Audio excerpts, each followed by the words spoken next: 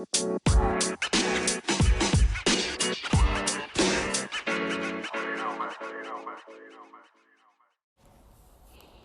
right, guys, welcome back to the podcast. Welcome back to Tomboy Official, day 5 of Be Like a Triangle book. Pages 16, 17, 18. Lily Singh goes into talking about her experiences,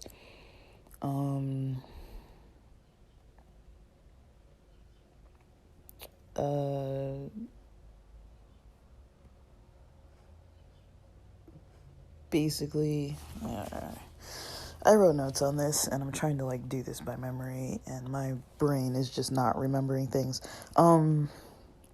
She talks about pillars, missions that companies have, to keep them kind of grounded during, difficult times. And I'm going to go back through all of these individually, but these are just the general things she mentions. Having a strong foundation, defining the self by the negative things we are not. For example, saying something like I'm not physically fit, or I'm not, one of the majority. Like, my family looks different than everybody else's family that I know around me. Like, focusing on those types of things. Like, not necessarily that your family being different would be negative, but it could be, a source of prejudice or stress, depending on your environment. And so surface level of trying to work on things versus going deeper. So we're going to talk about all these. So when she mentions pillars and missions and things like that, kind of what came to my mind, and this isn't the end all be all, but people who have studied Islam, I think a lot of people know there are 5 pillars of Islam. Things like praying 5 times a day, and going to the pilgrimage at the Kaaba and Mecca, and different things like that that a Muslim person is expected to do within their lifetime, pretty much. And missions, like different companies, corporations, universities, schools, a lot of times they have a mission statement. And she mentions things like pillars, mission statements, foundation. These things help us to kind of have something to turn back to. So when things do feel a little bit shaky, it's at least it's there's a basis to go back to, of a strong foundation. When I think about strong foundations, because I was raised in a religious environment and very much exposed and encouraged to study the biblical scriptures and all kinds of stuff. I'm not an authority. I like to play with the ideas in religions a lot, because for me, it's there can be a lot of negativity and prejudice and things that come out of different religious groups and things like that, and specific individuals and leaders. It can really be toxic and abusive and traumatic for a lot of people. But these things also, on the flip side, they can have a positive, there are things I do that still kind of resonate with me, talking about the fruits of the spirit and that kind of thing. And it's kind of love, joy, peace, patience, kindness, goodness, gentleness, faithfulness, self-control. Like, these are kind of things that are like, ultimately they could be a good way to kind of live in the world. um it would help social relationships and all that kind of stuff. Or there's that story, which I'm probably taking this way out of context, but about the sand, the wise man building his house on a solid rock, and the foolish man building his house upon the sand. And when the stormy times come, basically the foolish man's situation gets completely wiped out. Just like even the imagery of that is like, being someone who was raised by the beach and building sand castles and stuff, like, yeah, you would never build a sand house like on the beach like that. Like, even the little ones don't even survive, so you would never really invest energy in something like that. Like, you have to have like some kind of solid foundation. And like when I was younger, when we used to go on these mission trips, I didn't know anything about building, but I had some friends that had worked construction, had parents in construction and carpentry and stuff like that, so they kind of understood about like building. And I remember the first time I was participating in the building of this like church in Mexico somewhere, in Mescatal. I think it was in Mescatal.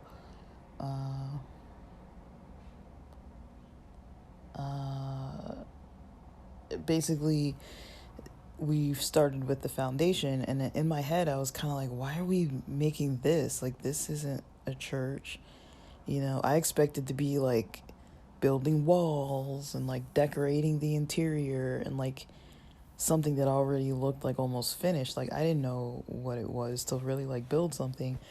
Like, I was like in 8th grade when I first went, and so like that was my first time seeing a foundation being built.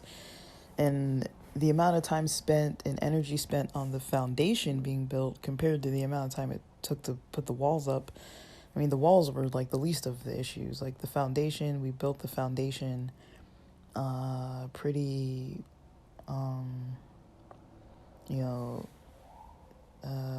strongly. It was basically wood with, there was rebar. I can't remember what we were doing. I feel like I was one of the people twisting pieces of something around like rebar. And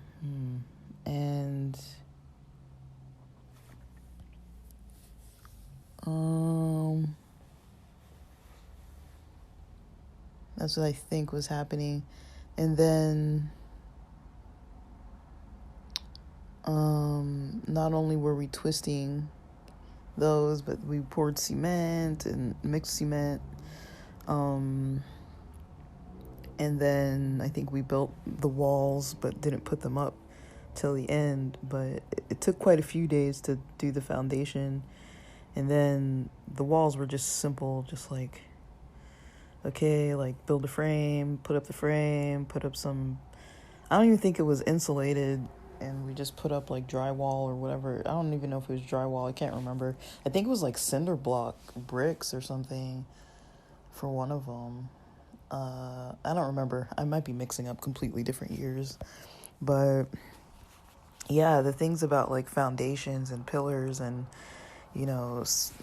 strong points to come back to, they kind of aren't really wavering. It's like, if you have pillars that you've developed in your life, or like something that you've developed that you can always go back to, that kind of even gets you back on track. That's kind of how I see things. For my life, like pretty in recent years, I've kind of let things go to some extent, just not really paying attention to the stuff I actually need to do for myself all the time, as like directly as needed, and kind of like ignoring some of the healthy stuff.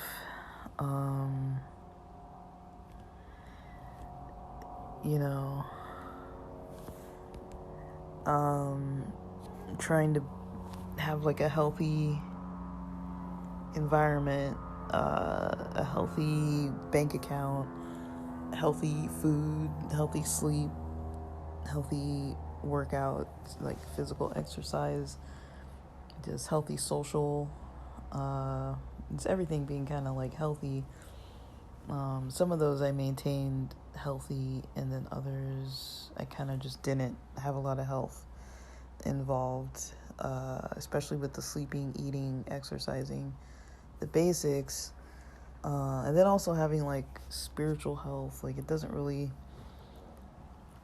necessarily mean like church or whatever. I mean, whatever that means for you, it's different. It doesn't even have to be an organized religion. It can be things revolving around music or vibrational tones, or like even something as simple as having like, meditations and listening to ASMR or whatever. Like there's certain things that are kind of like that have more depth to them. They kind of really do a lot for your soul and your spirit, but it doesn't mean that you have to sit in a church or whatever. But I'm also not knocking it, because I know that works for a lot of people too. I just feel like as a queer person, it's a little tricky to kind of navigate how to talk about religion, because religion has really been a very sore point for a lot of people's trauma and a lot of people's negative experiences, and how they grew up, and like how their family maybe even currently treats them. Like religion, I think there's kind of like a spectrum with religion, and I feel like it is very, very, very easy to focus on all the pain it causes. But also, one thing that I try to remind myself, and people don't even have to do the same thing, like people have every right to like love religion, hate religion, like whatever. And I'm talking any religion, like not just the major ones even, but I think, when I think about things like, okay, like mission trips and going, to a different country, meeting kids that are local, like these are experiences, not that we're changing their lives, not necessarily like that, but I was like, there were some things that were life changing for me. Like I was like, man, these people in like some of the villages we went to, it was like they'd eat like rice, beans, and tortillas for like every meal, but oh my gosh, was that food good. Like I remember being like, oh, we're only gonna eat rice, beans, and tortillas for breakfast, lunch, and dinner, but dude, it was so good. That was some of the best food I've ever had in my life. And it was simple, but I was like, oh my gosh, it hit the spot. I don't know if I've had better food that was so simple in my life. And I love Mexican food, and it was like as authentic as you're gonna get. Like we were in places like deep in the middle of nowhere with off of like dirt roads that would be like miles and miles of these dirt roads, and the sandy roads with like gigantic potholes, and even roads with cement had potholes. Like we couldn't even drive in a straight line. You just have to swerve all over because the roads were so bad. And we were like so deep in the middle of nowhere, and it was just beautiful, and I was like, at first I was like, yeah, we're gonna go help these people because they need us, and then I was like, wait, like I think I actually probably gained more than they did from us. Like I learned, how people can live. I'm not saying that like everybody was happy because they were in poverty, but like a lot of these people had nothing, no running water, no electricity. They'd use like a car battery. There was a water truck that would have to come into them. Otherwise, they would have like like for showers, there was like a bucket with the water ladle that you would just put over yourself, pour the water over yourself, soap up, pour more water to rinse off. Like it was a really simple area, outhouses, things like that. No flush toilets, and I was happy there. And I'm not saying that like there is likely, I don't know the politics of things or the economy, but there's likely poverty involved and oppression involved. But also I was like, the people I met on those different trips, and I went 8th grade to like one college, I think the first year of college, they basically, like, it was just life-changing experiences for me. And I loved the place. I loved, the places we went, the kids we met. We take pictures with them. Like, it was just a really fun time. And I think that was, other than going to Missouri on occasions, and I think maybe Oklahoma, like, and San Diego, like, I hadn't really traveled much. And so to take a trip like that was just like, it was pretty intense.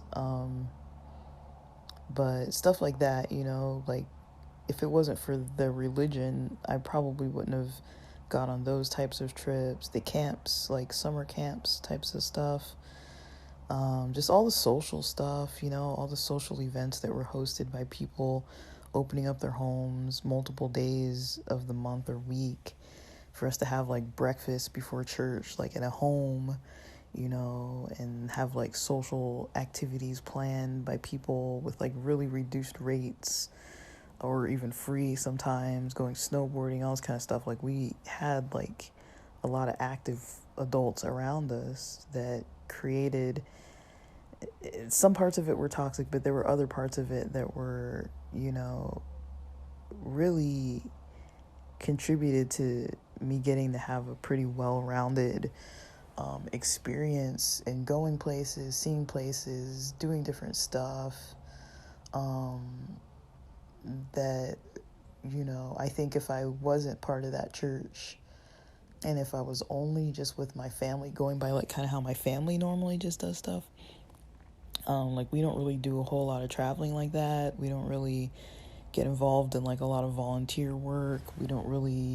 There's a lot of stuff we don't really like do, that I felt like it was really nice to get to do those things. And all the friends I made that were still close family friends, because like the family is like, it was very family oriented, too, like, and very social, so there was a lot of it that, I feel was helpful, like helping the community, like homeless types of things, playing music different places, just to kind of lift people's spirits and our own spirits, and just, some things in isolation are like, they're not as fun, they're not as powerful, they're not as, it's hard to like motivate to go. Like, I could do a mission trip by myself, but it's like, that doesn't sound like it would be as fun as it would if you had like a community of people going. And I really enjoyed myself. I really just like loved, just like, just, there were a lot of parts that I did love. So it's easy for me to kind of like crap all over it, but at the same time, it's like, when I try to look at like the positive, that can be done, like some churches do have a lot of like community service, outreach, like different kind of things, like, taking out kids who don't have fathers, or orphan kids, and giving them like presents at Christmas, or kids whose parents might be in prison, giving them presents at Christmas, or, making meals and going out to parks and, feeding the homeless a hot meal, or, just doing something, you know, um, something good, something beneficial,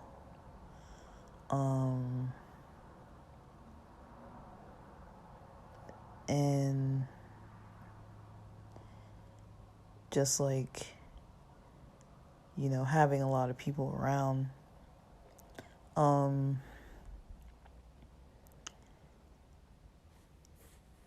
Like, I don't, like, I do understand that people have had negative experiences, but, and I have too, I've had plenty of negative experiences, but also very positive ones too. So, and I feel like a lot of things in life might be like that, like there can be negative and positive. And sometimes it does help to not completely leave something alone 110% if there's some positive you can get from it.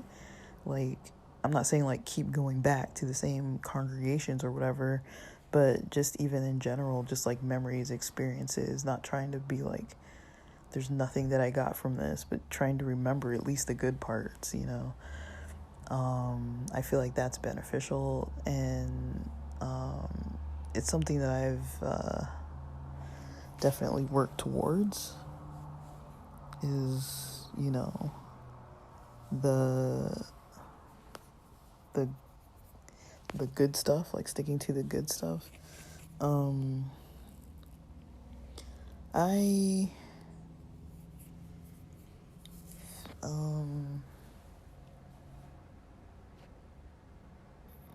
I kind of, so let me see, what's the next?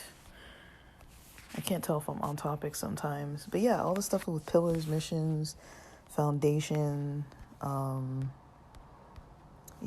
just finding things that in the past worked, making sure, that balance wheel is as balanced as it can be most of the time.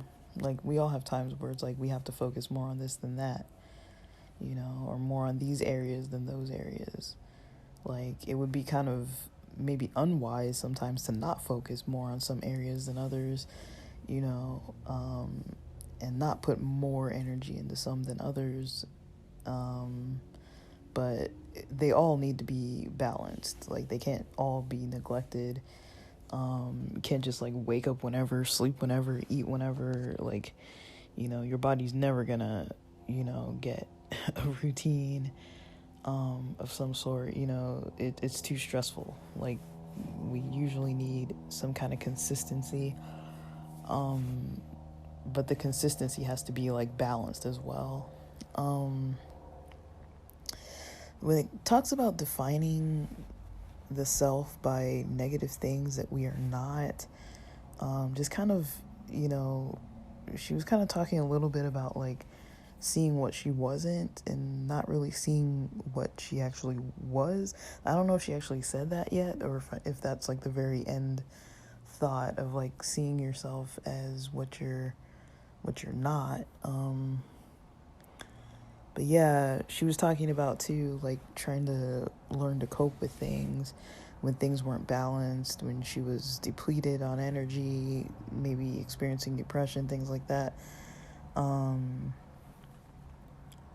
She would go online and read like, maybe like affirmations or something like that, but not really diving deeper into stuff. And it can help to really dive deep into things, because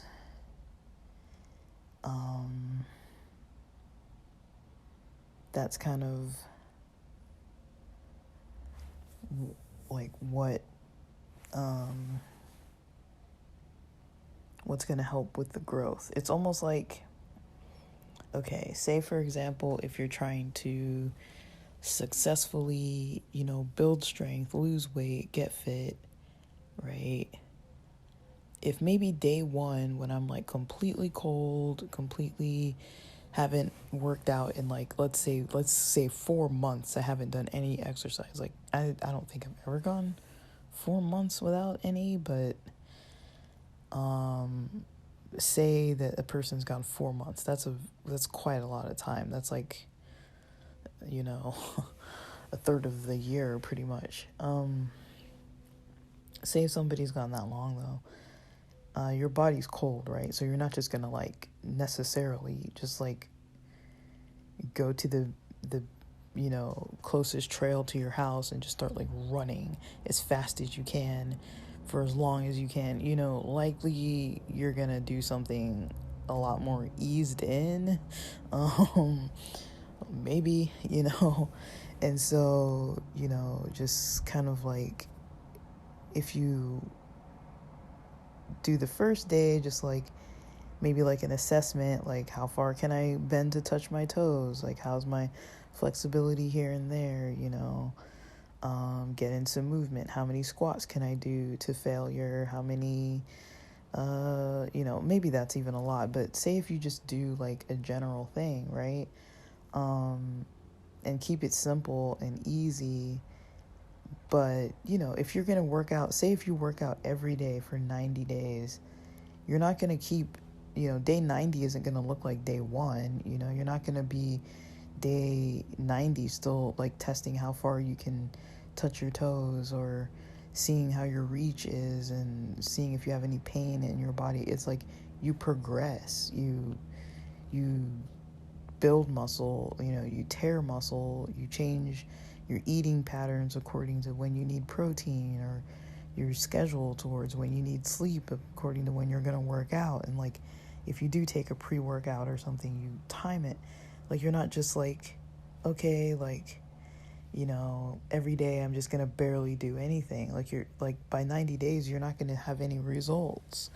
You'll have a lot of data maybe collected, but you won't have any results. And it's good to have results if you're trying to get specific results. Like it's not out of the norm to maybe not reach the goal fully, or to have like a learning curve and just be like, okay, well, this doesn't really work for me or my body or whatever. Like there's going to be stuff that you have to figure out, but usually day 1 and day 90 don't look the same. And the same with like, I say all that to mention, when it comes to going deeper into things, usually like if you're actively working on something, day 1 versus day 90 isn't going to look the same. It's not like, okay, day 1 I'm still looking at this same page, day 90 I'm still reading the first sentence, trying to memorize it or whatever. It's like day 90 you're probably far into, almost 3 months into whatever it is that you're trying to accomplish. And I think the difficulty with going deeper into stuff is that a lot of times it's hard to cope with it, because it's like if it's a place that you're not used to consciously going, this is one theory I have. If it's a place where you're not used to consciously going there, then it's going to be hard to dive deeper into something if you can't consciously go there. Or if you're not used to consciously going there, like it might bring up other stuff. So, it can be hard to test. Like even the other day, right? Like Wednesday, I didn't know that I was going to start trying to study. I didn't know that, and I didn't know how I was going to feel, but I had energy. So I was like, let me test myself and see if I'm ready for this. So I went on LinkedIn and it felt good. Like, okay, I have a lot more connections, and like that felt good. I was like, okay, that's improved. I'm getting closer to the goal of what I need there.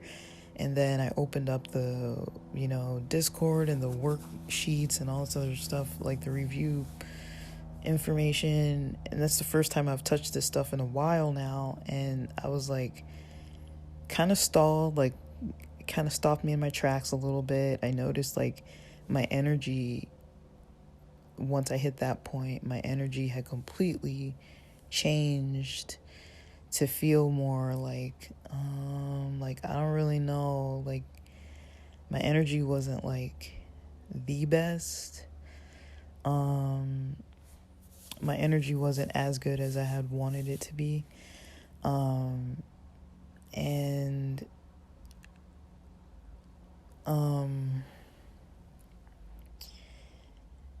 yeah, like I didn't really know that I was even gonna go into that on Wednesday, and I didn't know how I was gonna feel like previous days or previous times over the last months or so. I've been like, okay, like when I'm studying, how am I gonna feel about this, and I realized kind of how I felt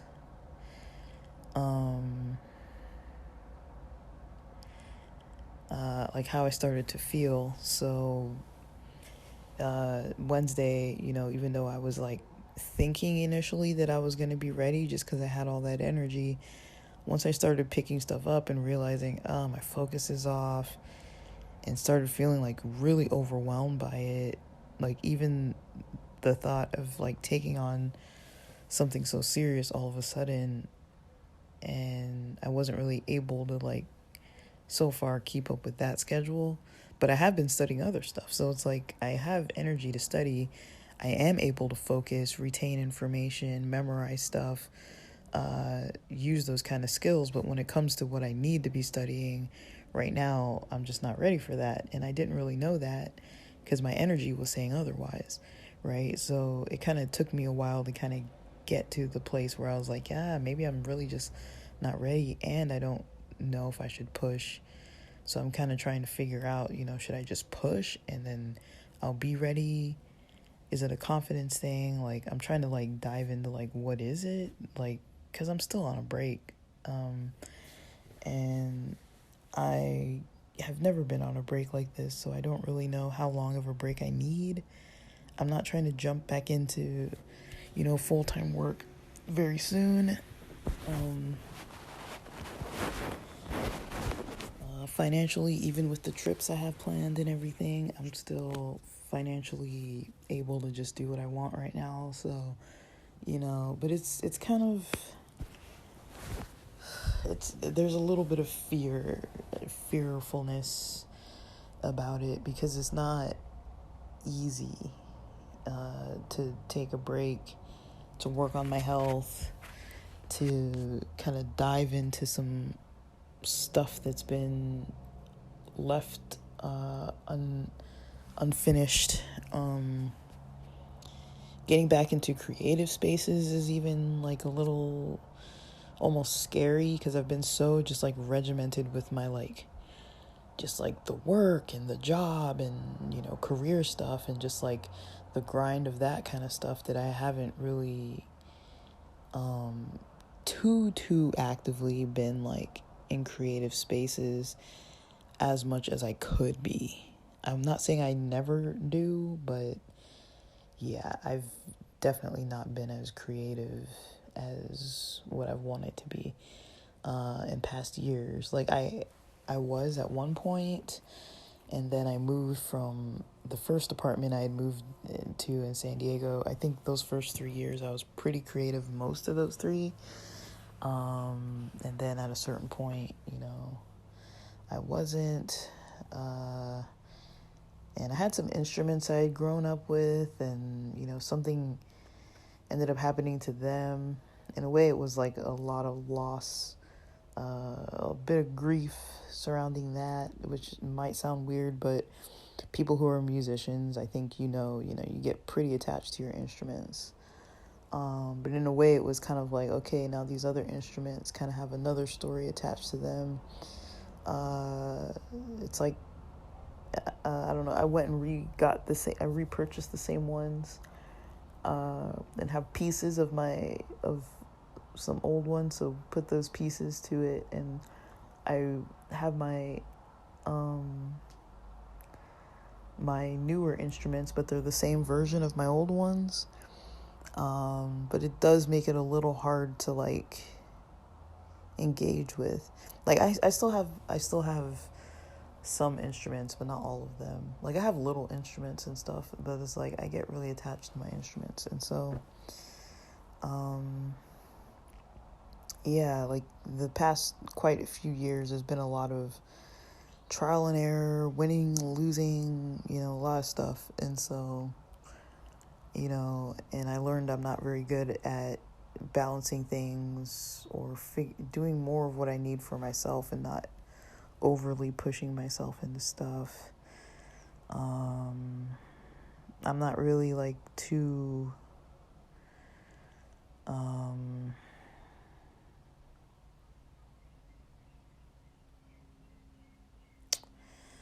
what would you call it? Like there's just a lot I don't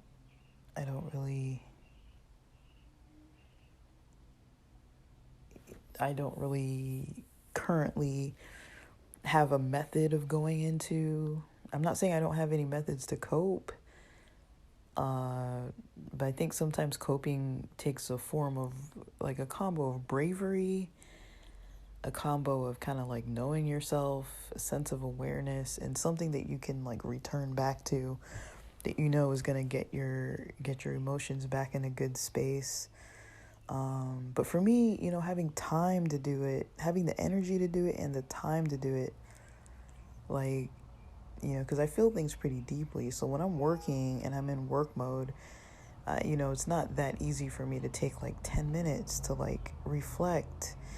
And then it's like I bring up all this other stuff that comes out. And then it's like, now I got to jump back into work. It's like, I need like weeks, days, weeks to like slowly work through stuff. I can't do it, comfortably in a rushed environment. And it does help. Like, I do notice that, once things get kind of like unloaded, you know, the day does become so much more clear, so much less heavy.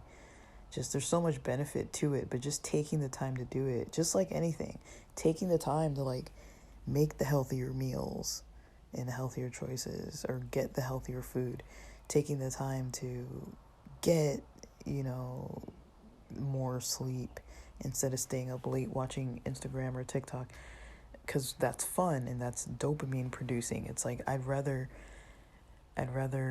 sacrifice sleep tonight that would translate into good energy tomorrow for a current dopamine rush at night, so that's making me so I can't sleep and just deal with being tired the next day. Like a lot of us do that, right? And like sometimes it's like, okay, I do it on purpose a little bit and I kind of know what to expect the next day. But if it's like you got a big day tomorrow, or a day that you really need to be on, it's going to be hard to just be kind of less disciplined, less structured with things. But, and that's another one, self-discipline is just, sometimes it's not a strong point of mine. Sometimes I'm like, let's party, spend money, like, let's go, like I'm just like, I do not care what I was trying to plan for my health. Like, I'm going to drink a couple of these beverages and go eat a nice edible and go to a buffet and pig out on this food and like just complete like no structure, no nothing. I mean, maybe doing that once every other month, isn't going to kill me. But if I do that every day, it's like, you got to know like what's good enough for all your other goals to kind of remain in place. And that's kind of where I'm trying to get, is like trying to figure out what I need for each segment of the day for it to be able to form into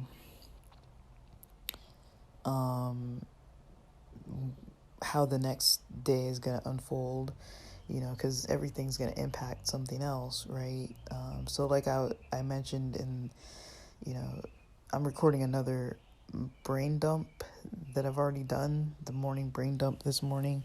I've already previously recorded that before I'm recording this one, because then otherwise, that other stuff starts seeping into what I'm trying to talk about with this book, and I get way off topic. So, I mean, I don't even think anybody cares about those other episodes, but they have a lot more depth to kind of like just me unwinding my brain for the morning and trying to, get rid of some of the baggage that's kind of like in it before I kind of just like jump into the next phases that are more productive.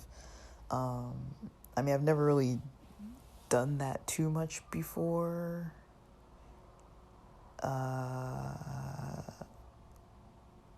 Like, usually when I wake up, though, I do have a lot. Not usually, but a lot. It's not uncommon for me to wake up with a lot on my mind. And I think I am coming into today a little bit differently too. So, just a lot of coping related things. It's not always easy to just like cope with stuff, but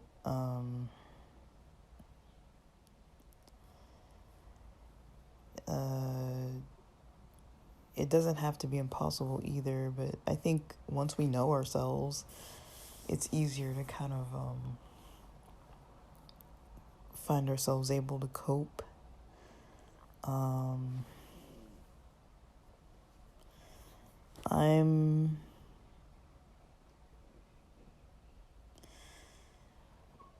don't know, like I'm looking forward to having a good day. I'm pretty motivated towards studying the other types of stuff that I like to study. I'm gonna do a lot of writing today as well. Kind of challenging myself with some of this short story writing.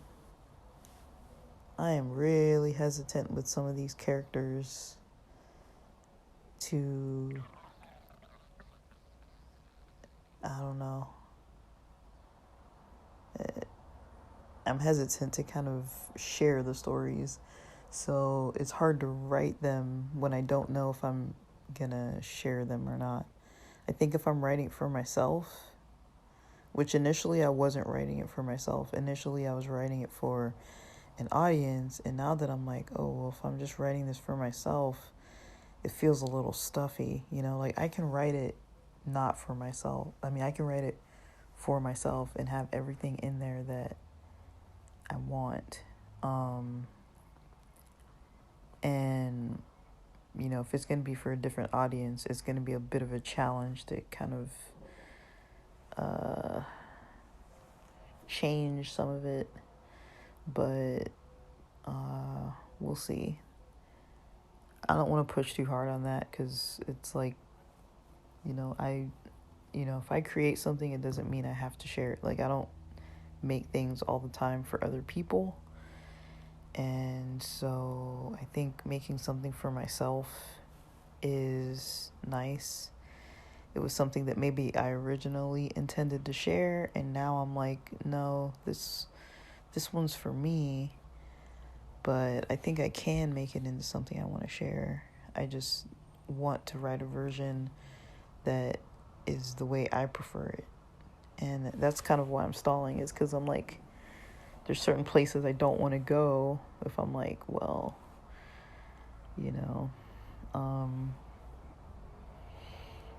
if it's not just for me. So, yeah, so I'm going